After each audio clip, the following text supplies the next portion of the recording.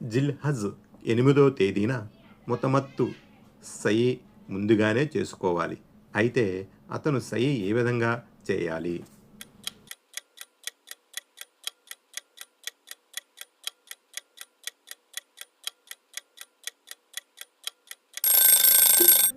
రమ్ల్ ఇస్తిబాలతో నఫిల్ తవాఫ్ చేసి సయి చేయాలి.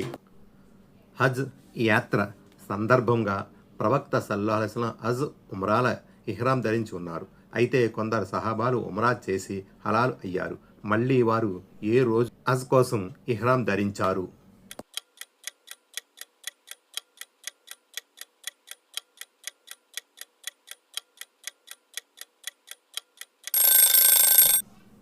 జిల్హజ్ 8వ తేదీన.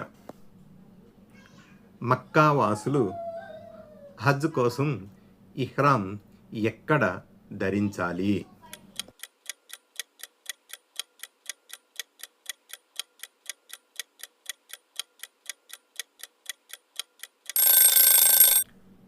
హరం సరిహద్దుల్లో. హిజ్రీ శకం 17 జిల్హజ్ 8వ తేదీన హాజీల బృందం ప్రవక్త సల్లల్లాహు అలైహి వసల్లంతో పాటు మక్కా నుండి ఎక్కడికి బయలుదేరారు?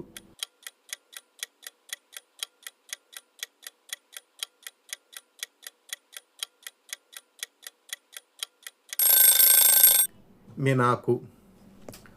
ప్రవక్త సల్లల్లాహు అలైహి వసల్లం ఏ నమాజు చేసి మక్కా నుండి మినాకు బయలుదేరారు?